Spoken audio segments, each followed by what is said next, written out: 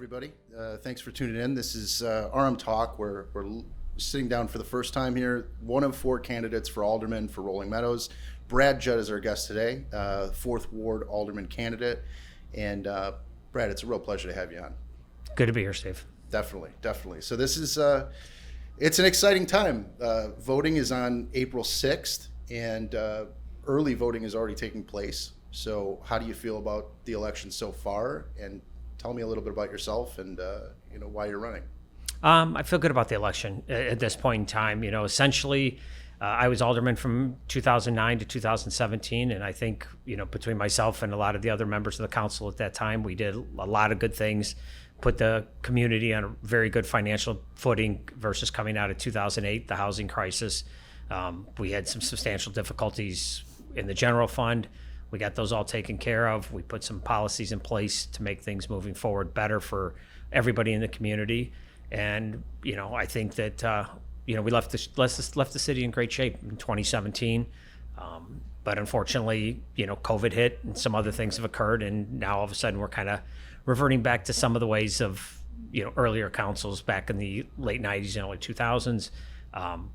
So I'm concerned about that for my tax purposes. Right. Obviously I don't want my real estate taxes to go up, and I want my fees to stay as low as possible, just like every other resident in the community, not only the 4th Ward. And so I think it's, we need a little bit of more financial prudence back on the council versus what I've seen recently.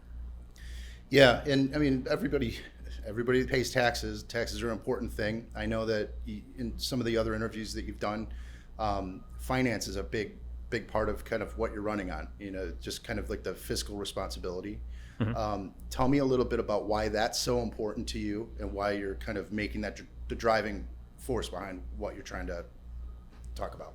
Well, I think if you take a look really just at any level of government, be it municipal, county, state, or federal, the spending is just relatively out of control. I mean, it's you pick your poison. That's what's happening. I mean, and there's people moving out of the state on a consistent basis because the taxes are too high.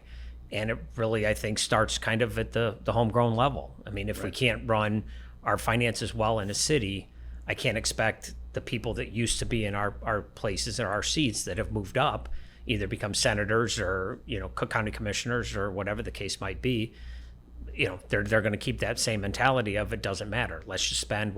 Let somebody else worry about it down the road. Yeah, the budgets get bigger and bigger and bigger. Right? Exactly, and the deficits get bigger and bigger and bigger. Right. And they seem to lose the context of finance in general and just basic, simple economics. I went to Northwestern and I graduated in 2005. I'm an economics major with a finance minor. I've worked in the commodities markets and/or equity markets for the last 30 years of my life, and everything comes with a consequence. If a business doesn't do well and spends too much money, stock price goes down, hurts all of the investors. If they do well and they're prudent with their money, they can make money, stock price goes up, so it's beneficial to all. So it's the same thing with basic budget of Rolling Meadows. I mean, yes, we could go out and we could have all brand new Teslas for all the police cars and stuff like that, but eventually, where do we say, okay, this doesn't make economic sense? Mm-hmm. I mean, we could have everything fixed. We could have every single road fixed and have it brand new. But again, can the residents afford it? And I would argue they can't. And that's why, we try to keep things from a financial perspective in line. Mm-hmm. And as I talked to when I was alderman for 8 years, the vast bulk of times, the things that came up from speaking to anybody, any resident was, keep my taxes down, why do you keep raising my taxes? Right. Why do they keep going up? And so that's first and foremost in everybody's mind. I mean, obviously there's people that are well-to-do in our community that, whether their taxes are $4,000 or $4,400, they could care less. But there's a lot that aren't. We've got an older community. I've got a lot of older, folks that live around me that are on fixed incomes. I've heard that numerous times over the course of the last month that, hey, I'm on a fixed income. I can't afford tax increases. Right. So that's kind of, I come from a financial background, and that's where I, feels super important. Yeah, you got to play to your strengths, definitely, if that's what and obviously it's a core part of government is to manage the expenses and the budget and do what's right for the community in your eyes with all the information that you have. Mm-hmm. So that makes sense. And Now, you say you have a background, obviously, in finance and in the private sector. So what originally made you get into politics in our community? Well, one of the original things that brought me into the whole arena was, if you go back, a lot of people aren't aware of this that have lived here only a few years, but the old Dominic site, which is now the M&I Homes project, right. Back in, I believe it was 2005, Bristol Moran came in and wanted to build a large apartment complex inside of it, albeit ringed with townhouses, but the major bulk of it was going to be apartments. I didn't feel that the use of that property was proper to be apartment complex. I didn't think that was a good fit for our downtown and that area of the community. We have a lot of apartments down on Algonquin Road, which is fine. I'm not anti-apartment. I'm just saying that certain places you don't put apartments in the middle of a single family community, right. Especially in the downtown. So I got involved in that, kept following through, kept fighting it. It finally went away. And then, obviously 2008 came, and I decided that I wanted to make sure that, I had some voice, a louder voice than just being somebody talking about what could possibly go in there.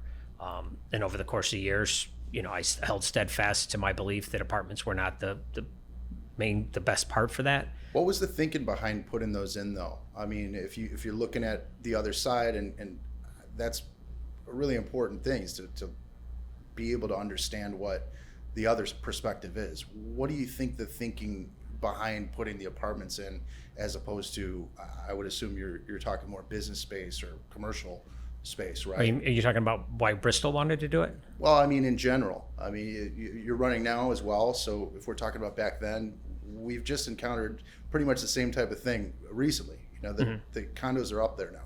So what was your thought process on that?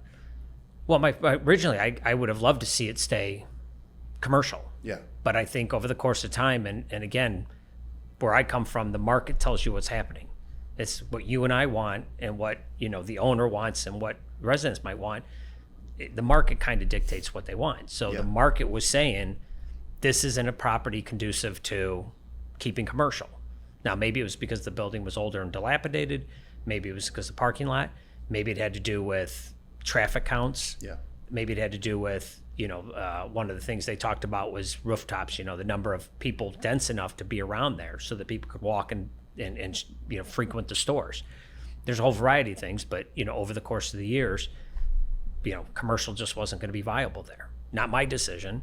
Yeah. Not the buyer's decision. I mean, Fritz Duda and Clark Street bought the property, had every single intention of developing back into commercial. And it didn't work. I mean, Uncle Joe's came in and, they came to the council, they wanted certain things. I voted against what they wanted. I wasn't opposed to Uncle Joe's, but they wanted all these rebates from the council, which was just money out of the residents' pocket. So it's like, okay, let's open a store, but basically don't give any revenues to the community. So I voted against that because I thought it was too much. And my contention was, if you can't afford to be in business without these rebates, then you probably don't have a good business plan. Right. And so it was one of those things. And when that fell apart, Clark Street tried to get some kind of commercial in there, but they weren't able to. They were willing to spend money and just couldn't get it. Yeah, and it's kind of a good segue into the business support type of thing. I mean, that's on a lot of people's minds, especially now with everything going on with shutdowns and all that. Mm-hmm. A lot of struggles. A lot of people trying to keep employees, and then also there's a lot of people that are trying to get out of their house and go and do stuff. Unfortunately, Rolling Meadows doesn't have a lot to do, so we're losing a lot of those people to the surrounding areas. We're in such a great location geographically. I mean, in between Schaumburg and Arlington Heights and Palatine and so on. So, I mean, it just, it seems to me that there's a lot of people scratching their heads about ways to get people from those giant communities to come here. And what can we do in this community to give people a reason to come here, in your opinion? Mm-hmm. Well, that's a difficult process. We're at reps today. And, one of the things that, I'm glad to see that the community came out and ordered food from reps on a consistent basis to help him keep his doors open. And I think moving forward, I think that's going to be great. Obviously, the reps has done a lot of great things. They had the party in the parking lot. I think it was 2 years ago on the 4th of July, which was great. I mean, I attended it. I know a lot of people attended and they enjoyed it. He's expanded his bar since then. So I think it's going to be a good draw. But aside from there, part of it is the building owners. Yeah. Unfortunately, Cook County's got an incentive to keep the rates really high and let properties sit vacant, which isn't good. So I think, we've got to try to figure out a way to get some interest into the community. Part of it is going to be reaching out. I don't think, your Applebee's and your Bennigan's and, if those guys are in business, I know that some of them are, some of them aren't, Right. And the Red Lobsters of the world aren't going to come here because they're looking for just traffic count. They want to be seen high frequency. So we got to kind of look and say, okay, well, what other mom and pop shops could we maybe bring into the community? But then you're looking at the financials. They're saying, okay, well, I can't go afford, $18 or $20 or $30 a foot rent. How do we get the businesses, the landlords that own this property Right. to say, okay, we'll go less? And that's part of what we need to do. It's not an easy task. I actually had a good conversation with somebody the other day, actually yesterday. He was asking about, some art in the public. And I wasn't quite sure what he was referring to. And he said that there's been studies brought up about, communities that are bringing outdoor art, that businesses and people really like that. And he said, would you entertain it? I said, well, I just don't know enough about it to be 100% honest. But if what you're telling me is indeed true and we can prove it, I think that would be a great thing to explore, depending on what the costs are and what the benefits are. Because if you think about it, we really don't have anything down here. I mean, you've got Jewel, you've got Reps, you've got McDonald's, you've got a gym, and then you've got the old Sears' health center. There's no bustling downtown. Right. There's no bustling at night at all. Yeah. And that was one of the problems that we originally were working on when we were developing rmtalk, the website. So it was where is the downtown? Mm-hmm. Let's create some sort of digital downtown or something like that, just to bring people, in the fold. Because this is a strange kind of town as far as it. There's two sides. There's the Algonquin side and the Kirchhoff side, basically. And the west side, right? As you get west of 53, people don't they don't even know they live in Rolling Meadows. Some people, right, or feel that they do, right, and that's an issue with communication that we'll get into as well. But as far as it goes, I don't know that any one or two people are going to be able to solve the problem. I think that it's something that it took a long time to get to where we are, so it'll probably take a long time to get out of it, to change. Mm-hmm. And it's going to take people working together. So, that is a big issue when I've had conversations with all the candidates on the phone. How do we work together with people that may have different opinions, but if your goal is to do the people's work, I guess, right?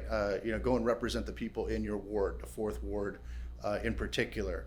What are some of the things that you could bring to City Council that either isn't there right now, or you think you can do better, or what do you think? I mean, for your ward in particular.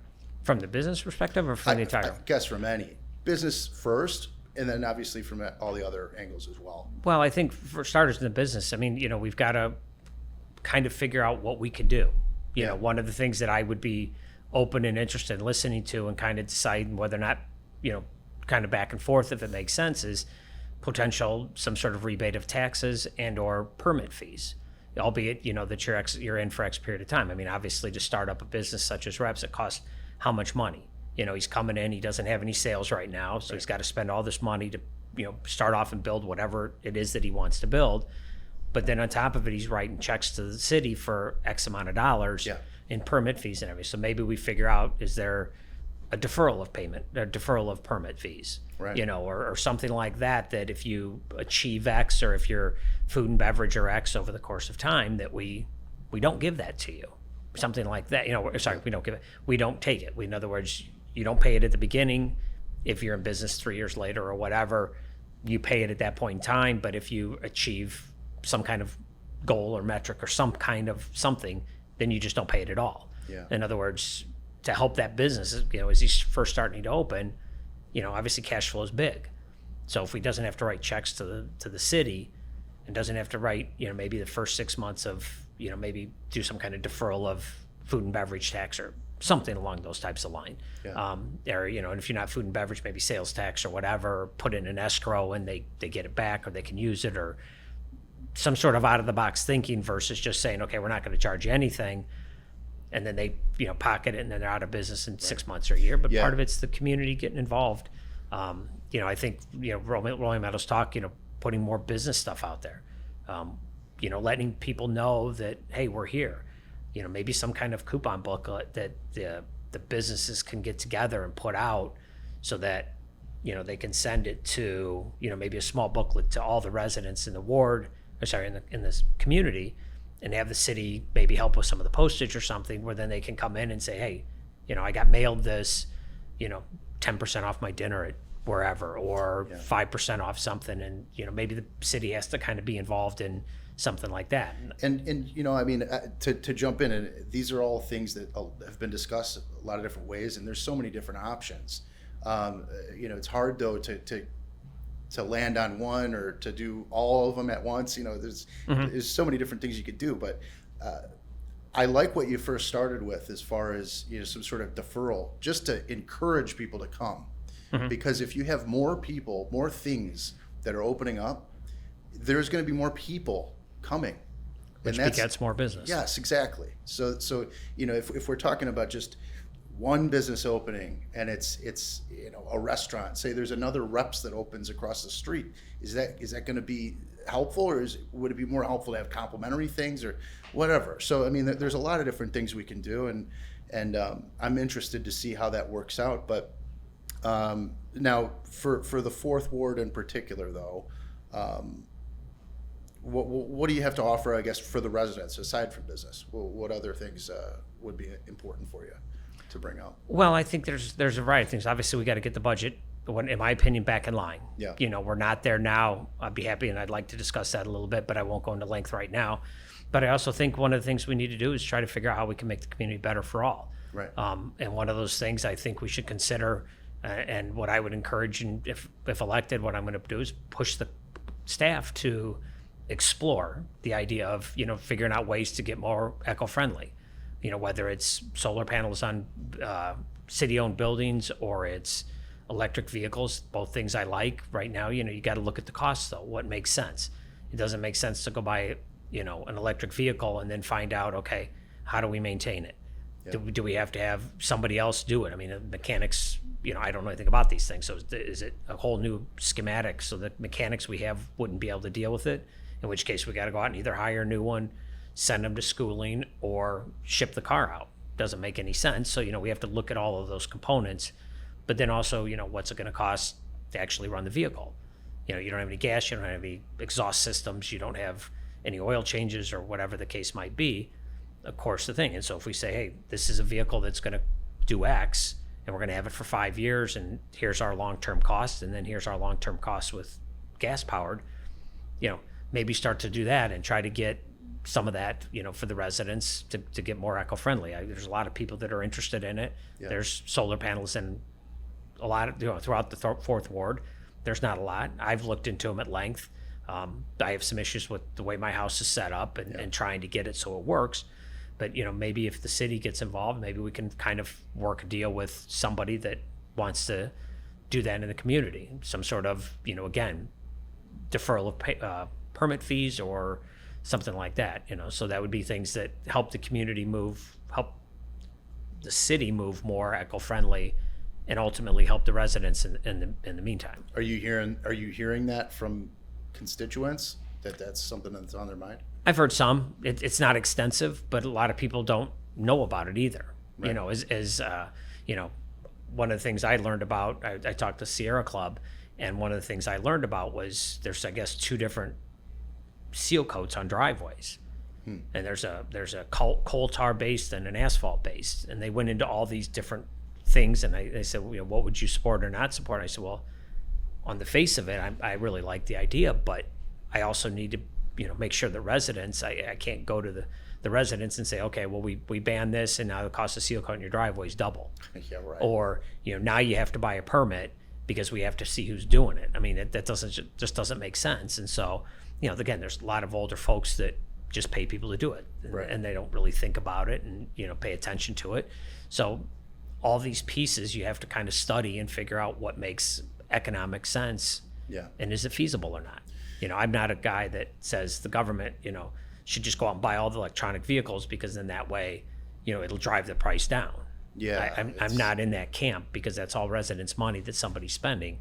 But I think if they've been around long enough, if they can do it and it makes sense, I'd be in favor of. I mean, especially when you get into public works, just going back and forth to the buildings, or the inspectors going out. I mean, they need some information, they need some things in their vehicle, but it's not like they need a 4x4 truck to do the vast bulk of their work. So Well, yeah. Well, I mean, all good points. There's a lot of consideration. I mean, like, you've already been in this position before, so you think about it more, smaller picture details. There's individual things that you're bringing up, but if you're looking at this particular race right now, and you're looking at the lay of the land as it stands right now, what are the top concerns that you feel need to be addressed for the Fourth Ward? really the biggest one right now is going to be the finances. I mean, if you look at what we've done, so in 2020, we transferred in $2.9 million, 1.4 from compensated absences, 500,000 from liability fund, $1 million from the health fund. So we transferred in $2.9 million. The general fund ran a $300,000 deficit. It's projected to. They haven't got the final CAFR in yet. So 2021, we did an additional 500,000 from liability, an additional $1 million from health, and we're projected to want to run a $1.4 million deficit. So take the transfers out, both years we're overspending by $3 million. Now, a lot of that's based on COVID and the things that are going on with it. But the bottom line is even though we put these fund balances in place, as I alluded to earlier, we got these fund balance policies, so we have money set aside. Excuse me. That's the whole reason for it, so that when these types of things occurred, we didn't have to change the scope of the city. We didn't have to go for layoffs. We didn't have to, start furloughing people or all that type of stuff. But you still have to take care of the money you're spending. Right. And we haven't done that. Now, granted, we have been told that we're going to get $2.9 million out of this last stimulus package that Biden signed. Okay, but if we're overspending by $3 million, let's assume you get the entire thing in 2022. You're basically scratch. Right. It's a stimulus to get you on track. It's a not one-time to deal. Expand Right. things that aren't. And so now all of a sudden, what are you going to do in 2023? You're theoretically $3 million. Now you hope that the revenue is going to come back, and everybody's anticipating the revenue is going to come back to some degree, but is it going to come back all the way? We don't know. So one of the things that if we look at that hasn't been that this council's proposing is hiring an assistant city manager.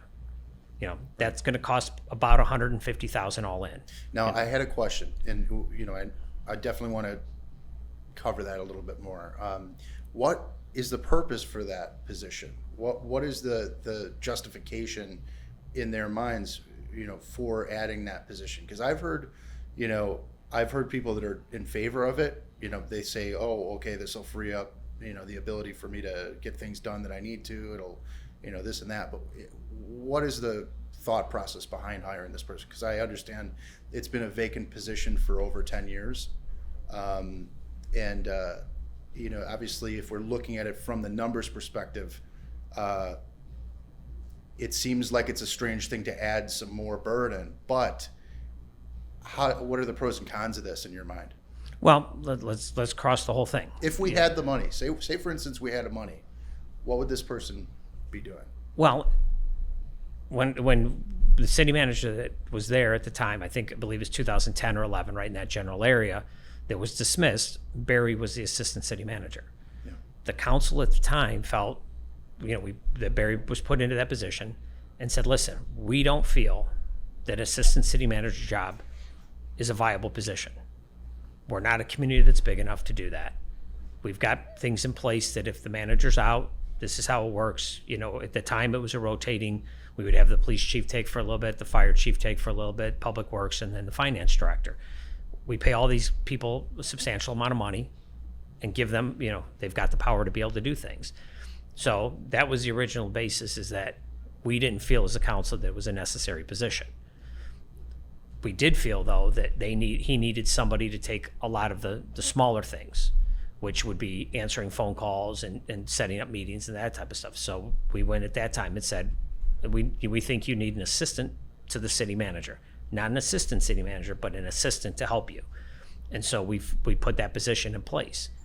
So there's a position, it's called the assistant to the city manager, that takes care of all those types of things. I don't know the exact salary or benefits or anything like that at this point, but we put that in place because we felt that was important to give him the ability to not deal with a lot of those smaller things. It's worked well for 10 years. We haven't had any issues. In fact, when I was on the council and we were setting up a contract for the city manager, I specifically pushed for the manager to take 2 consecutive weeks off for a couple of reasons. Number one, to let these other people step up. I mean, if we're going to pay, Sure. The finance director, or we're going to pay this, these other guys, $150,000 a year, they should be able to step in and fill that position, or at least make executive decisions. Right. And again, if the city manager doesn't like it when he comes back, he can do one of two things: change it, or say, don't ever do it again, and this is the why. Right. But at that point in time, I mean, so we specifically did that for that reason, number one. Number two, to make sure the city manager didn't get burned out. We don't need, I don't know how many people drive by and see his office light on at, 6, 7, 8 o'clock at night on it, nights that there's not a council meeting. It makes absolutely no sense. The guy he'll work continuously. So we want him to not get burned out. And so we specifically did that. And it's worked very well. Obviously last year he had a couple of personal issues, with his family, but nowhere along the line has the city ever been compromised. No, there's nothing that's happened that would, lead anybody to believe that there's a reason that, hey, the city missed out on a big opportunity or lost a big opportunity for this. So from that concept, I mean, and the finance director is more than well positioned to take care of that and make those executive decisions. Plus, for most practical purposes, unless he's completely incapacitated, even if he's on holiday or he's got some personal issue, if push comes to shove, we had to get a hold of him, we can. What happens if, say, let's just play it. What happens, something catastrophic happens and he is gone? What is the plan? If it's a permanent permanent say dismissal, he's, something, hit by a bus. Yeah. hopefully not. But that's, people always like to say, what happens if he gets hit by a bus? The finance director is going to fill that position for a period of time, and at that point in time, they're going to go ahead and start the search for a new city manager. Okay. It's as simple as that. I mean, but to have a position, again, this is a community of 24,000 people. Right. Do we need an assistant city manager, $150,000 a year, all in, salary, benefits, and pension, roughly, that's about what it's going to cost, to basically sit there in the chance that something happens to the city manager?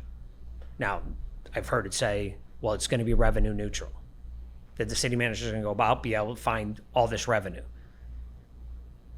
I would just say, okay, does that really make sense? In the sense that the city manager, excuse me, would love to have $150,000 extra right now that he could spend. If there's something out there, either why hasn't the city manager gone? Why hasn't the council gone? Why hasn't the mayor gone? Nobody's found this $150,000. We've got a business advocate. Yeah. So we talk about that it's going to be revenue neutral, like, oh, we'll just take a couple things off his plate and he's just going to go up and make a few phone calls and it's going to be there. I mean, we alluded to it earlier. We can't get businesses to fill what we have. I gotta push back just a little bit. It's not that we can't. It just hasn't happened yet. Okay, but that's my exact case in point. Right. It's not something that's easy, right? Yeah. If it was easy, we would have done it. But Yeah. but it's not. So to say, well, this will be revenue neutral. We'll just go ahead and not spend the money, or we're going to spend this money because then we'll unleash him to go out and find it. That means it's all been boarded up and we can't. And that's not what the job of the city manager is, to go out and do that. So just an insight from things that I heard, because I got it's people are in favor and against all these topics, and strongly in a lot of cases, specifically this one. And the other candidates obviously are strongly in favor of this as well. So one of the things that they bring up as far as I understand it, it's allowing,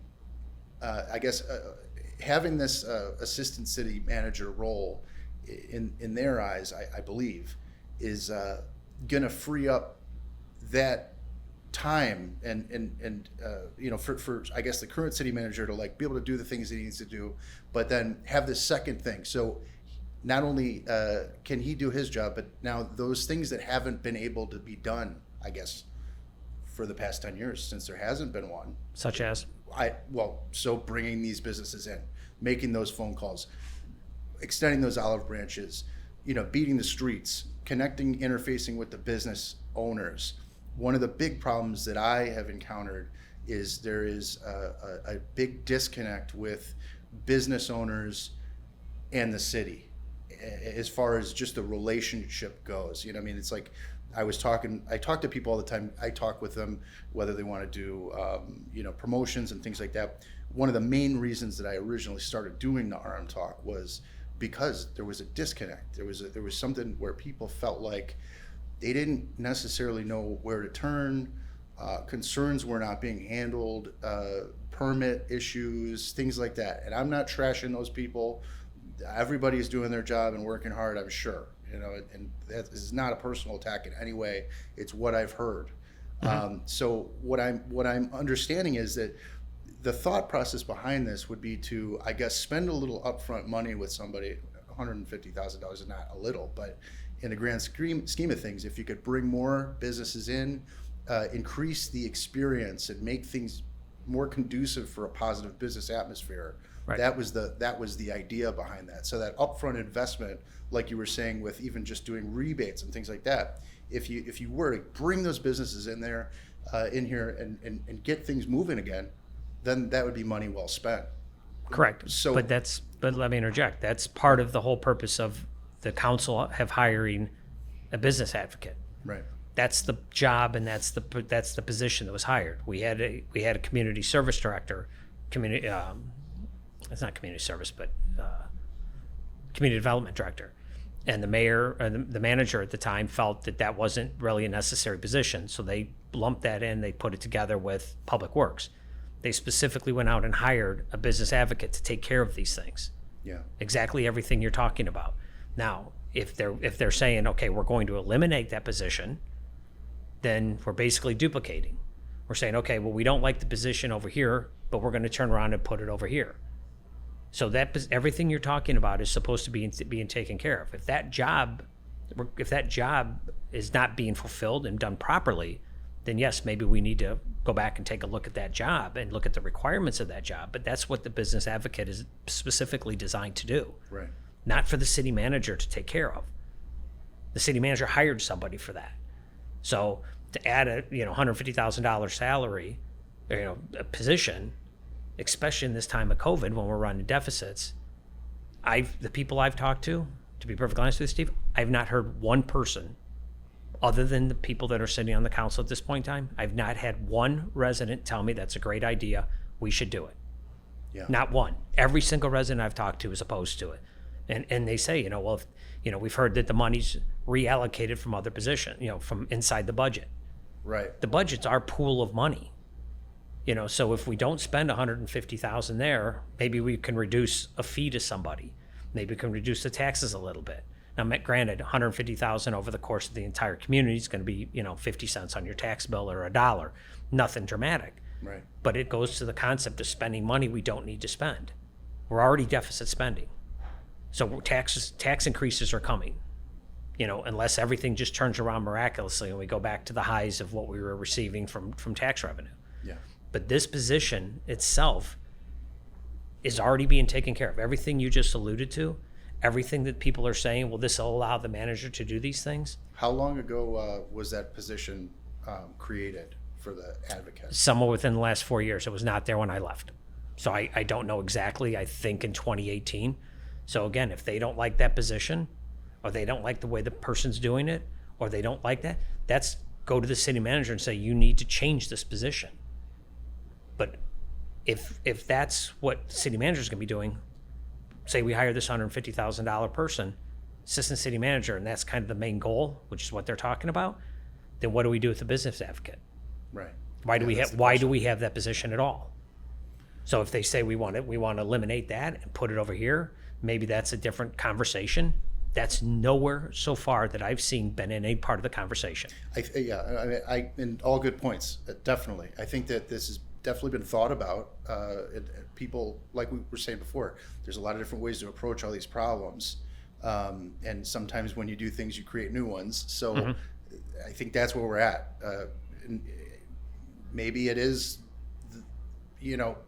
maybe there's things that could be done better with staff, obviously, but I believe a lot of it is a long-term project that it's hard for somebody to turn the ship around very quickly like that. But if you had an assistant city manager position that was supposedly necessary in the past, then why was it decided not to fill that position and instead just create a new one that wasn't there before?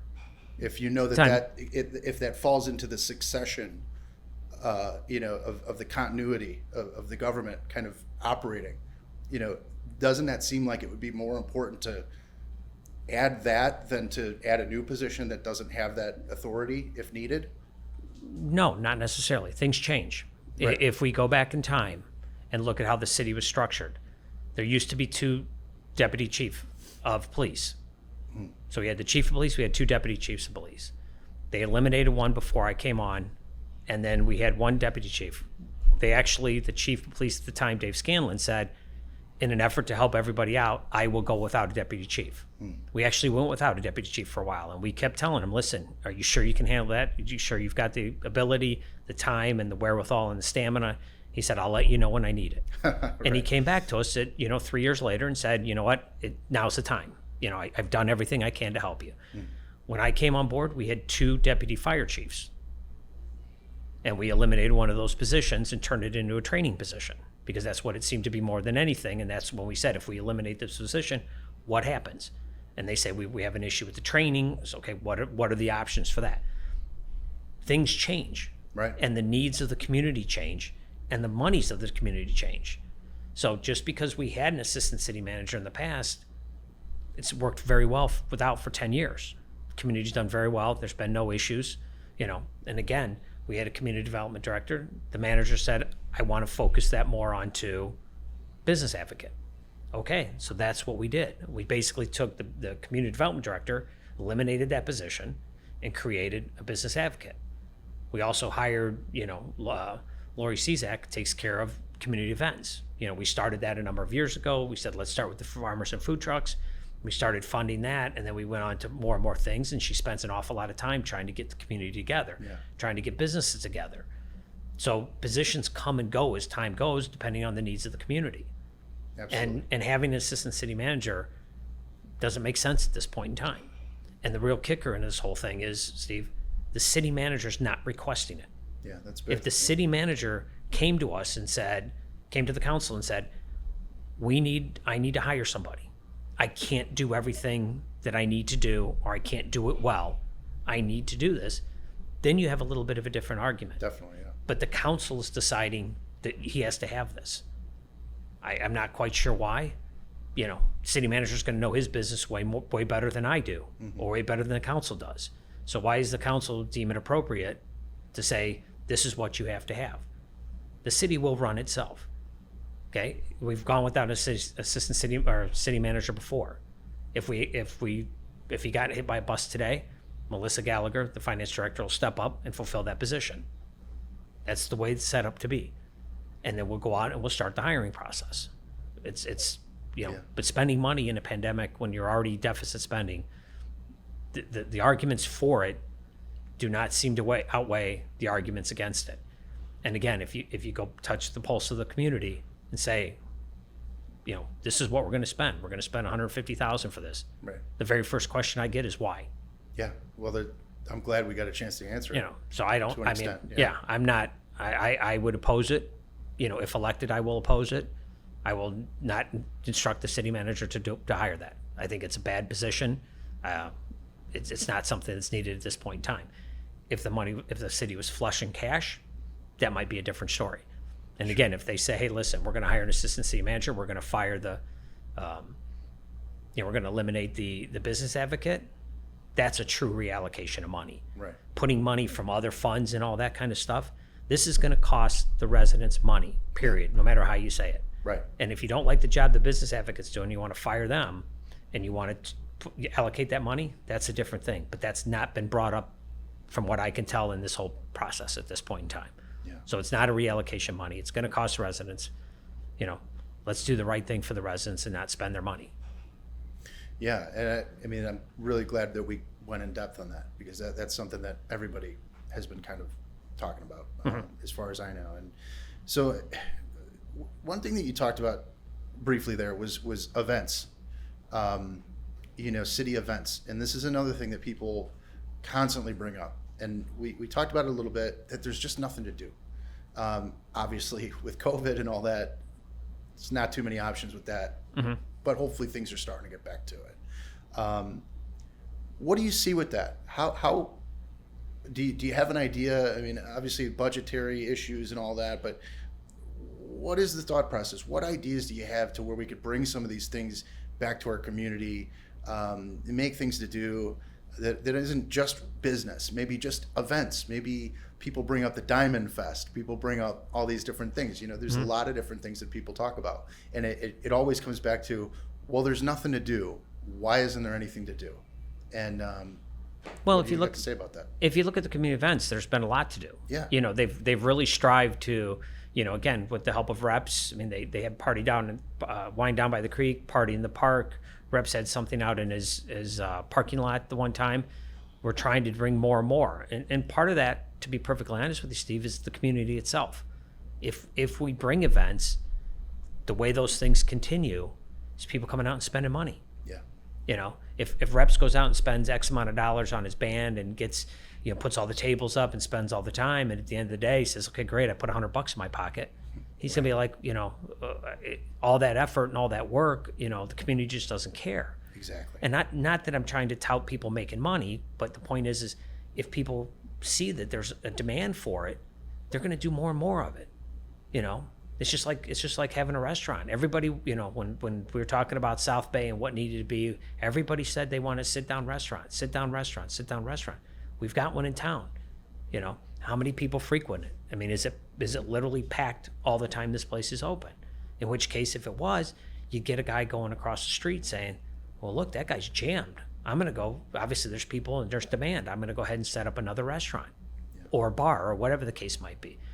All this stuff begets everything else. I mean, if you go to downtown Arlington, for example, there's all these restaurants, all these bars, everybody goes, and there's tons of rooftops is what they call it, because they've got all those condos and whatnot. And so there's able-bodied people willing to spend money all the time. And so more and more people go there. If same thing with Woodfield or Deer Park. If you're going to open a small retail establishment, where do you want to go? Where everybody is, right? And so how do you get people to come here? It starts off with the grassroots of people coming out and supporting everything. We have Party Down by the Park. We have Wine Down by the Creek. We have the Hoedown. We have National NIL. If you go to these things, you're going to see that the vast bulk of the time, most of the people are the same. Yeah, people show up. Right, but it's generally the same people. Yeah. And it's, we've got a community of 24,000 people. Yeah, and that's how many are showing up, that aren't going to these things. You got to get the draw from the other communities. Well, but I mean, even just our own community. In other words, if you start getting our community to say, okay, we're going to back these things and go out, when the band shows up to play for Party in the Park, they're going to say, hey, we're definitely going back there. That was fun. We had a big audience and we sold records or T-shirts or whatever they do, to make auxiliary money. Sure. Right? And they're going to want to come here. And then they say, well, listen, I'm not coming to your event over there at Streamwood. I'm going to Rolling Meadows.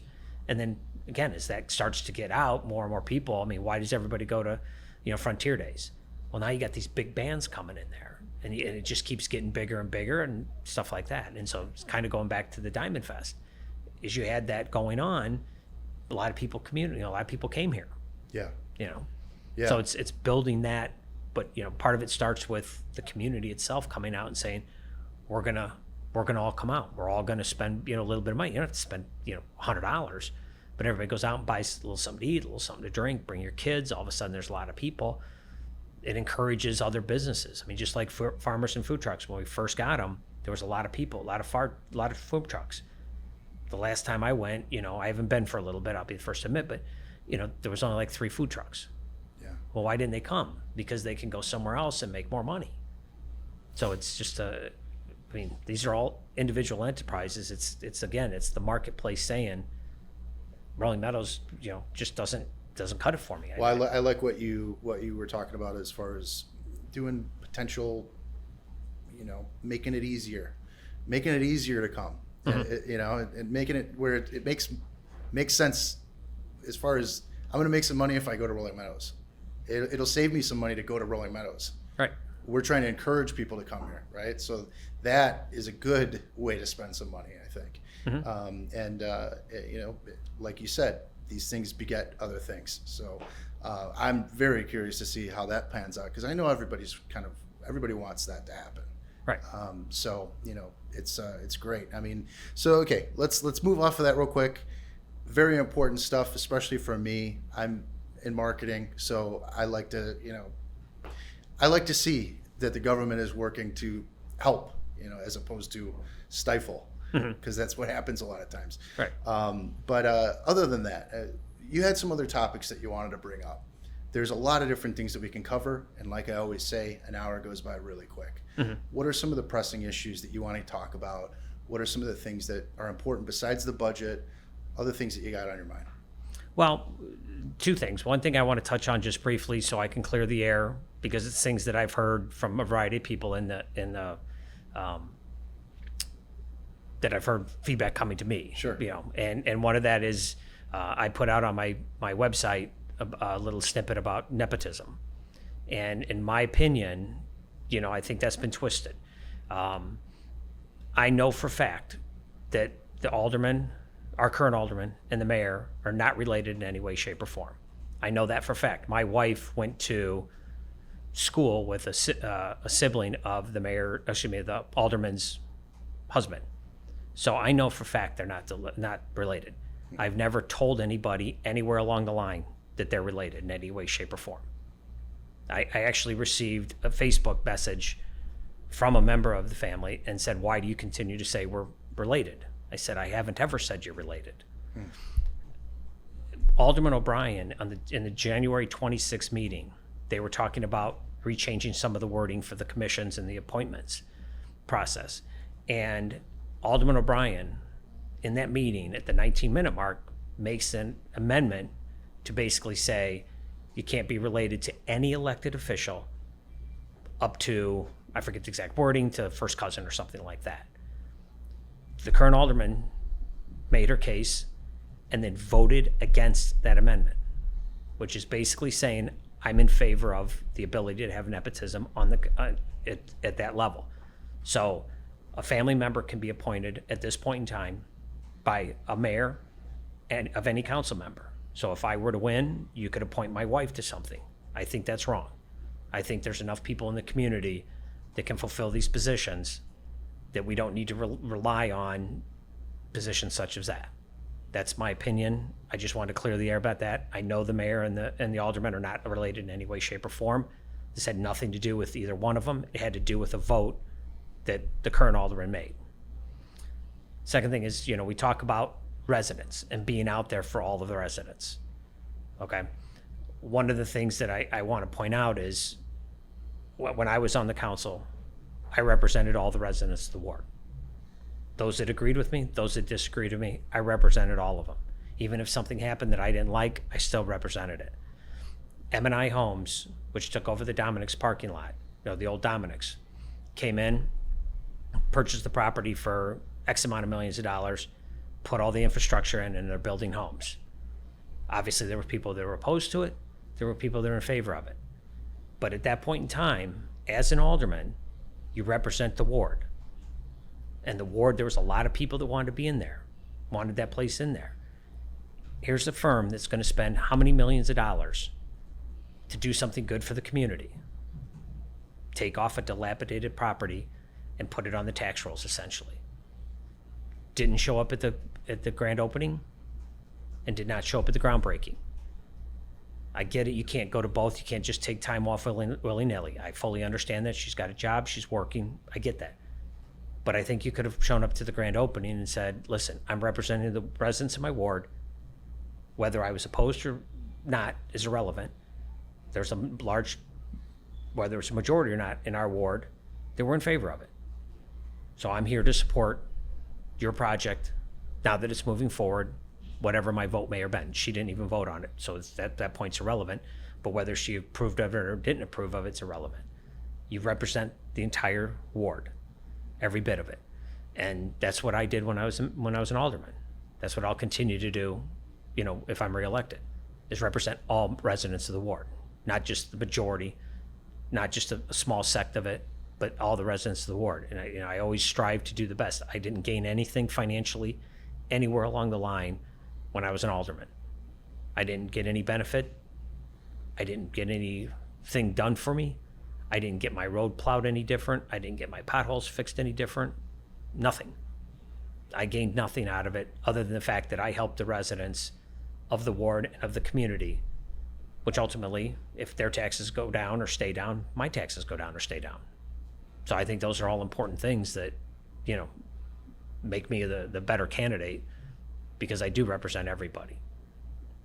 Right. Well, that's we'll see when they vote, right? It's a race, so Yep. We'll see how it pans out. I know that you obviously have experience in the role, so it's interesting to see how that works out. As far as a couple other things that popped up, there's one last thing. We do have to wrap pretty soon here. There was one other budgetary thing that I wanted to bring up. There's a social worker that has been brought up, that kind of people are on the fence whether to hire another social worker in this city. What are your thoughts on that?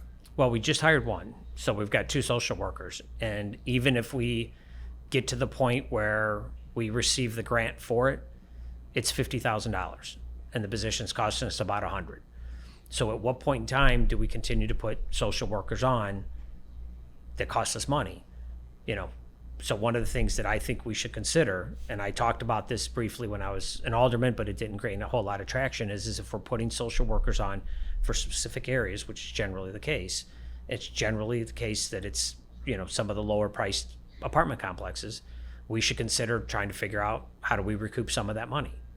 And maybe we take and say, okay, apartment complexes, we're going to have, if you have X amount of calls, if you have X amount of interactions or something with the community, social worker, or with the police department or the fire department or whatever the case might be. I mean, obviously this would just be something, I'm just kind of spitballing here, Yeah, sure.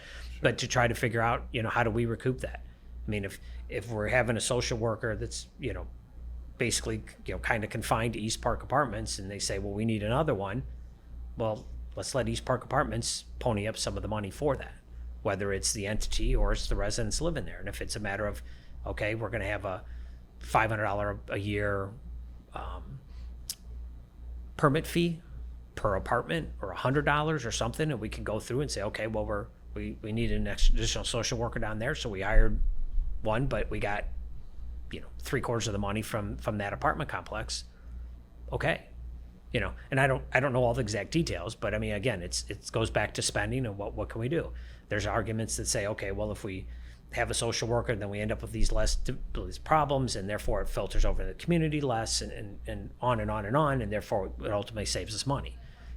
So there's also that argument. But it's, again, why can't we start charging these apartments that want to charge nothing for rent, and getting people that require these things, and not just because you're low income or low paying that you require it. I'm not saying that. I'm just saying that generally those areas bring in more, utilize more resources of the community. Why can't they pay up a little bit? Everybody keeps talking about, over the course of things, everybody needs to pay their fair share. I mean, we hear that out of Washington, we hear it out of Springfield all the time. Well, why wouldn't we do it that same level here? If we want to pay our own fair share, let's go back, let's find out who's utilizing the resources. And if we're constantly going to Woodfield Gardens, I think they changed their name, I'm aged here a little bit, but Woodfield Gardens, or if we're going to East Park or something like that, and we constantly are going there. I mean, at one point in time, we had an auxiliary police site there. down in East Park Apartments. I mean, it cost us money. We had people staffing it. So if that's where it's coming and that's a continuous thing that's happening, maybe we should consider saying, okay, we can't force you to raise your rent, but what we can do is we can charge you more from a permit fee that makes it so that either you get better caliber clients, tenants, which reduces the strain on our system and your system and the resident system. We need to explore those types of things. Yeah, I wanted to bring it up because I wasn't aware that it was already done. I guess that's super recent, but it's been something that people were talking about. So I wanted to get your take on it. An hour's already passed, so I want to give you an opportunity to speak directly to Ward 4 and make your case in your own words as to why you're the best for this role. Okay, can I touch one more thing before Absolutely. I do that? Anything that you want to talk about. Just the last thing is, the city council and being in chambers. I will commit to, my understanding is the technology's there, that we can be in council. And if I'm elected, I will be in council day one in the chambers. To me, the council represents the residents, and they need to have full and easy access to them.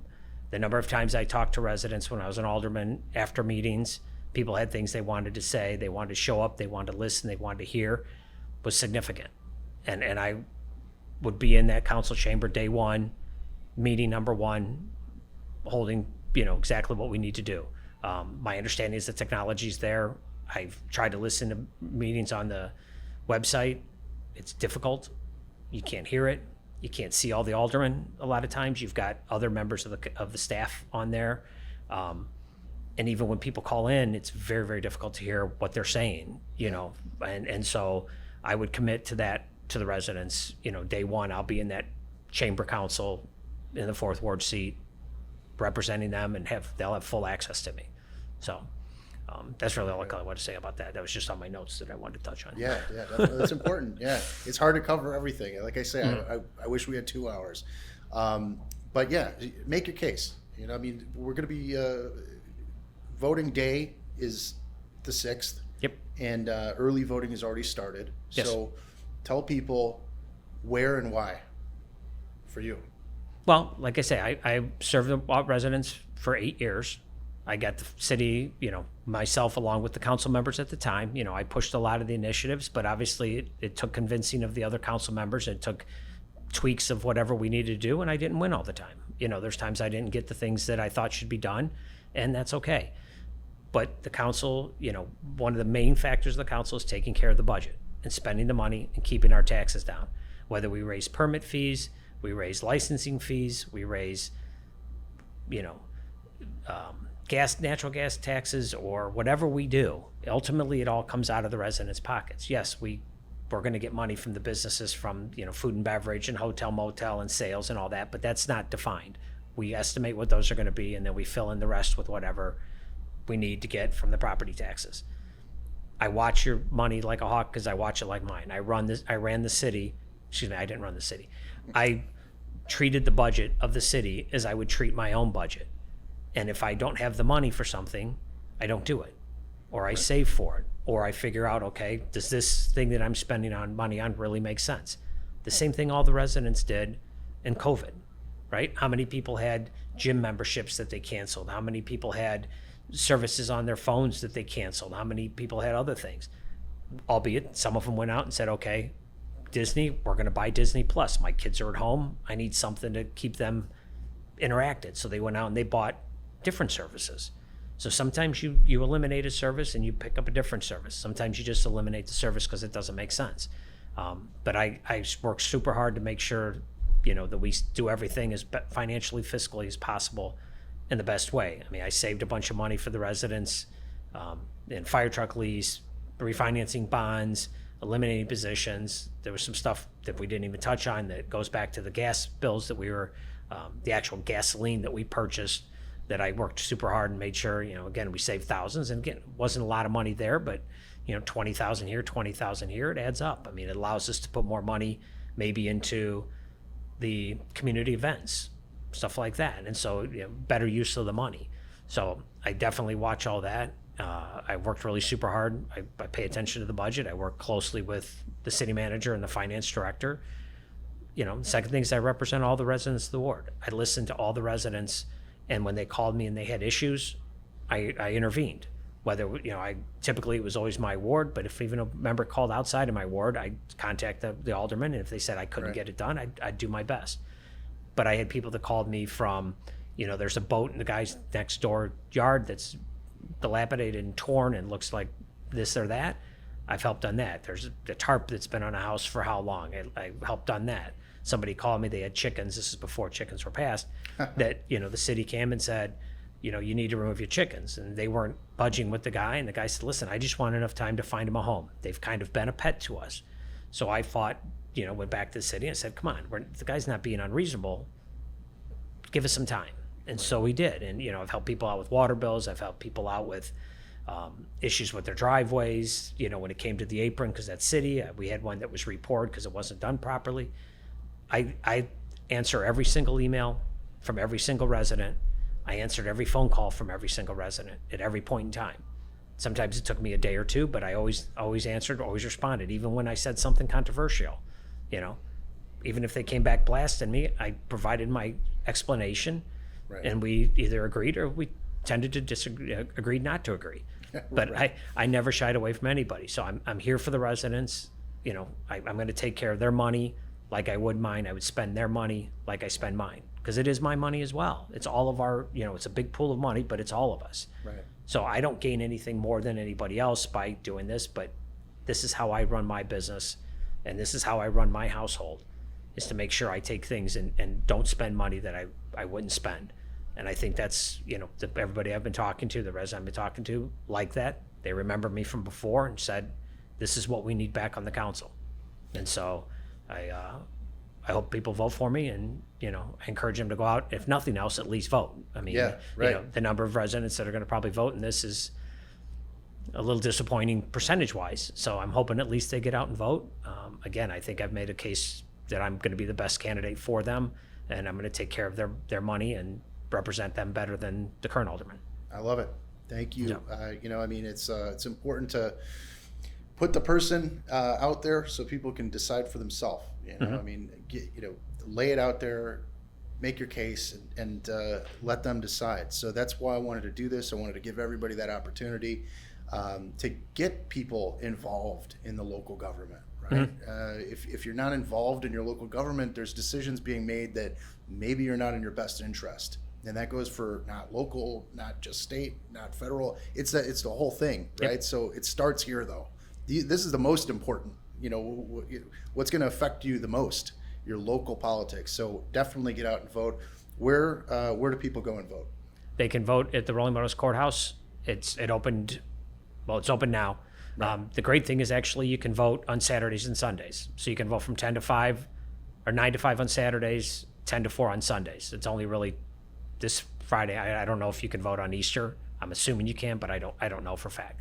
But they can go up there. It's real easy. Park in the parking garage, go up the second floor. They can vote there. Otherwise, April 26th, April 6th. You're going to go Carl Sandburg for the vast bulk of our ward, and then there is part of our ward that goes over to Pioneer and Arlington Heights. Very good, very good. And we'll put links in descriptions and all that as well, and we'll share this out. And hopefully it increases the amount of people that come out. But Brad, I really, really appreciate you taking the time. It's great talking with you, and we'll see. Good luck. Well, I appreciate the time, Steve. I appreciate allowing me the opportunity to talk to the residents directly, and hopefully they like what they hear, and they'll go out and support me and vote for me, and then we'll move forward, and I'll implement the things that I've been suggesting that I will. Absolutely. Okay. Thank you so much.